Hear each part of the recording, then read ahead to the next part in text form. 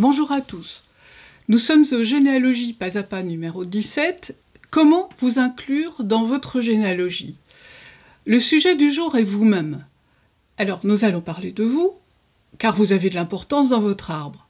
En fait, vous êtes à la base de la construction de cet arbre, comme Julien, ici, notre exemple, qui se trouve tout en bas. Et ensuite, l'arbre va pouvoir se développer au niveau des ascendants. On ne voit pas les descendants pour le moment.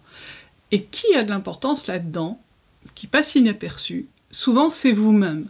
Le terme en généalogie, pour votre place, c'est personnage racine. Alors nous allons voir comment vous inclure dans cet arbre.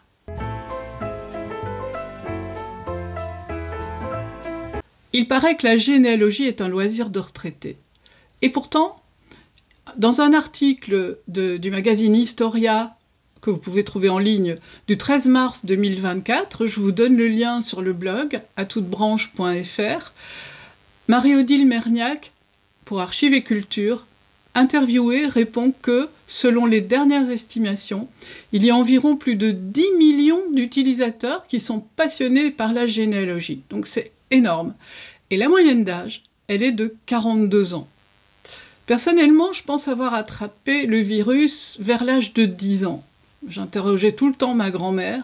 Et en fait, il y a eu dans ma famille une succession de décès. J'ai perdu mes deux grands-pères, j'ai perdu mon arrière-grand-mère, à peu près dans les mêmes années. Ça m'a sensibilisé sur le sujet de la filiation. Et nous avons les statistiques, en fait, que de plus en plus de jeunes s'intéressent à leurs racines. Ils cherchent à savoir davantage sur leur lieu d'origine, le lieu d'origine de leurs anciens, leur métier, leur parcours de vie, les migrations à travers le monde, parce que nous sommes vraiment à une échelle mondiale. Et à l'heure actuelle, grâce à Internet, de plus en plus de personnes peuvent se connecter entre elles et remonter dans leur arbre ou descendre et rencontrer des descendants issus d'ancêtres communs, et tout ça à travers la France, le monde, l'Europe, etc. Mais vous, qui êtes-vous? Si vous avez commencé votre arbre, vous savez que vous avez une place importante, puisque, en fait, vous êtes le descendant de nombreux ancêtres. Et peut-être avez-vous des enfants ou des petits-enfants, et ce que vous leur transmettez au fil des jours est important. C'est ce qui va leur donner un bagage pour la vie. Les enfants, les petits-enfants peuvent, c'est surtout la génération suivante, pas directe, mais la génération d'après, qui vous pose des questions. Et toi, mamie, où as-tu rencontré papy? Où est-ce que tu as fait tes études? Où est-ce que tu es partie travailler? Etc.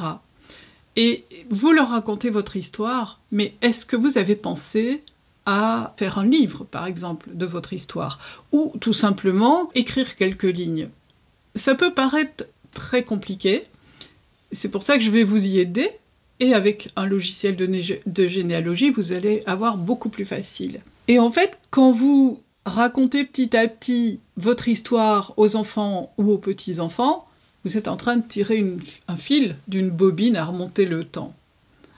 Alors, pour avoir plus facile, pour transmettre votre vie, parce que c'est une chance, nous, personnages vivants, nous allons pouvoir raconter des choses, nous avons des images à notre disposition, nous avons des vidéos, des documents papier que nous avons pu garder, et c'est quelque chose que souvent les anciens n'ont pas. Nous, pour retrouver nos ancêtres, on a besoin des actes, et quand on trouve une trace d'un témoignage dans des journaux ou dans des magazines, eh bien, on est vraiment très très content parce qu'en fait, il y a peu d'informations finalement. Tandis que vous, votre capital, il est là, il est chez vous. Et c'est un trésor que vous allez pouvoir livrer pour le futur. Ne croyez pas que c'est sans importance. Parce que tous les jours de votre vie, sans vous en rendre compte, vous allez forcément transmettre quelque chose. Quand vous bricolez, je pense aux papis qui bricolent ou aux personnes qui bricolent, et que vous le faites avec votre enfant, que ce soit un garçon ou une fille, peu importe, mais il vous observe et vous transmettez quelque chose. En cuisine, dans toutes vos occupations, en parlant, dans le caractère, dans les réunions à table, tout ça, c'est précieux parce que c'est ce qui fait que c'est votre famille, ça constitue votre famille. et vous allez pouvoir voir qu'à travers les générations, ça va se transmettre. Votre généalogie vous emmène vers un long voyage de mémoire à travers le temps, à la rencontre de vos ancêtres inconnus et parfois même dans des régions inattendues. Pouvez-vous confier à votre logiciel qui vous êtes? Est-ce que vous avez noté des informations quelque part? Est-ce que vous avez créé un livre ou un petit album photo pour lequel vous avez consacré du temps à mettre tout ça en place? Est-ce que vous avez une boîte dans laquelle vous avez un fourre-tout, en fait, de toutes sortes de choses, que ce soit des témoignages écrits ou même des objets? Alors vous avez déjà quelque chose. Mais maintenant, vous êtes un petit peu avec un objet inutile, en fait. Quand vos descendants vont voir ça, ils auront peut-être juste envie de les brûler parce que ça ne leur parlera pas. Et c'est pour ça que c'est intéressant de les mettre, je vais dire, en musique. Et vous ne savez pas comment commencer, ni quoi, ni où noter.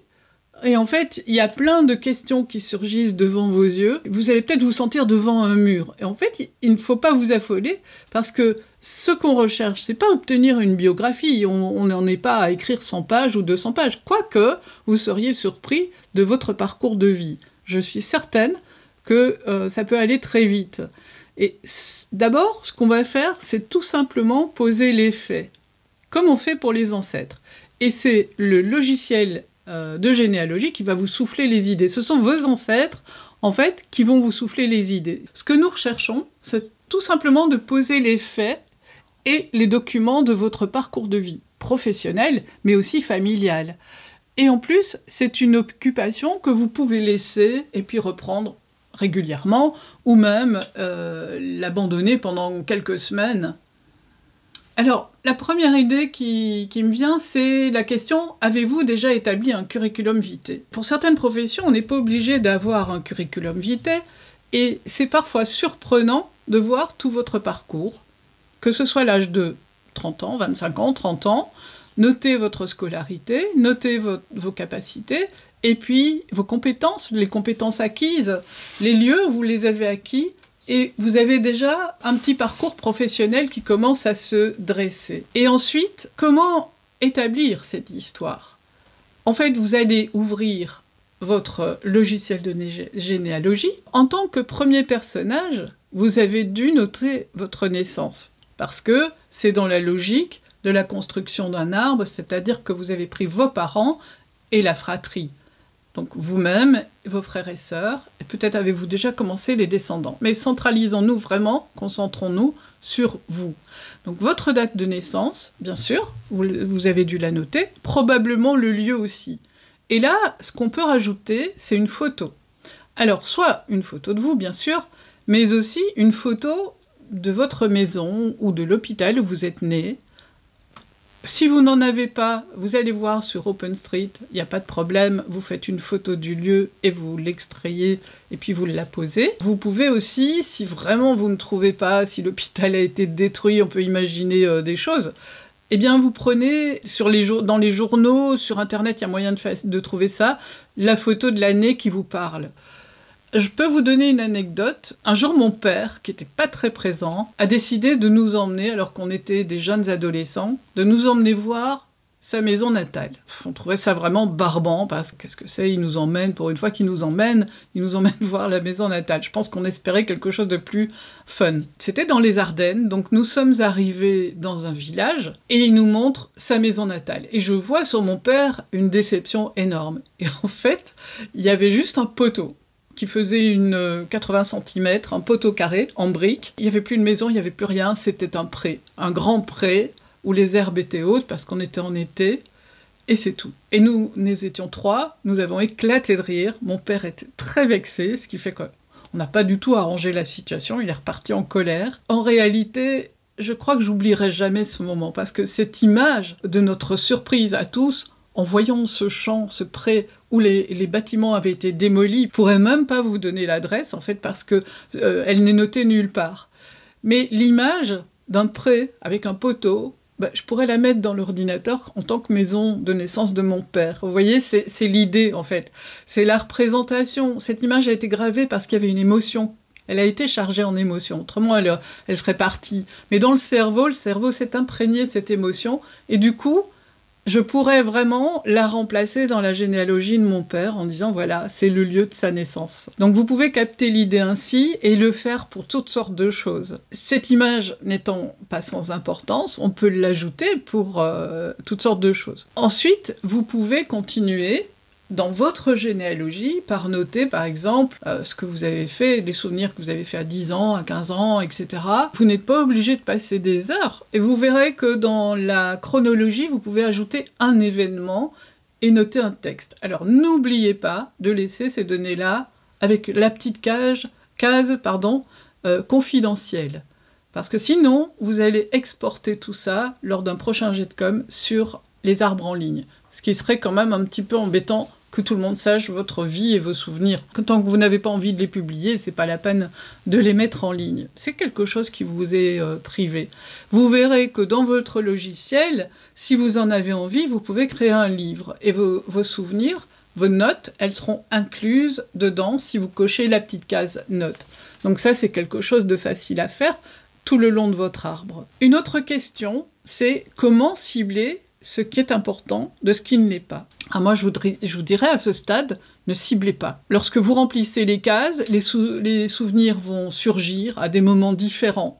Ils vont être emmêlés, vous les laissez venir et vous les posez. Et c'est votre logiciel qui va les structurer, parce que si vous mettez une date, vous n'êtes pas obligé de mettre la date exacte, vous pouvez marquer vers 1982 par exemple, ou vers 1990. Ça n'a pas d'importance. C'est votre logiciel qui va vous redonner la chronologie, et ce qu'on appelle une ligne de vie, et vous pouvez organiser votre fourre-tout comme ça, votre fourre-tout de souvenirs, et vous verrez en fait que la chronologie, bien, ça va vous parler davantage parce que vous allez pouvoir resuivre en fait votre parcours. Si vous avez des documents, si vous avez des cartes postales, si vous avez des échanges de courriers, si vous avez eu des médailles, si vous avez eu des reconnaissances de diplômes, est-ce que vous les avez mises dans une boîte ou est-ce que vous les avez bien rangées, mais que tout est éparpillé en fait dans la maison? Mais là, c'est peut-être le moment de ressortir une ou deux boîtes ou une chemise en fait, et vous mettez tout dedans, et puis jour après jour, je vous dis, vous les sortez, pièce par pièce, vous notez la chronologie, et c'est votre logiciel qui va vous aider, il va travailler pour vous. À ce moment-là, vous pourrez vous fier à votre logiciel pour remettre tout en ordre et ensuite créer votre livre. Vous aurez ainsi laissé une trace vivante de vous. Vous pouvez aussi noter cartouche sur le côté en notant dans un petit carré, il y a une vidéo de telle période à tel endroit. Comme ça, vous pouvez toujours vous y référer quand vous en avez envie. Je pense que tout le monde est important. On appelle parfois les gens qui n'ont pas fait de choses extraordinaires dans nos ancêtres, les invisibles. Mais ces invisibles, il n'y a rien à faire. Ils ont été présents, on n'en parle pas. Mais combien de femmes, par exemple, se sont retrouvées ménagères et dont on n'a pas d'autres traces que ce mot ménagère dans la généalogie, dans les actes, etc. Donc, ou même femme à la maison, des fois c'est écrit comme ça. Donc les invisibles ont une importance, parce que c'est elles qui ont éduqué les enfants, c'est elles qui ont laissé la trace dans la chronologie de la vie de tous vos ancêtres. On parle encore, parfois, des mamies ou des papis de générations précédentes. Je vous invite à faire cette expérience d'écrire votre propre généalogie. N'oubliez pas de vous abonner, de liker, de partager si vous avez aimé le contenu de cette vidéo. Je vous dis à bientôt. Bye bye!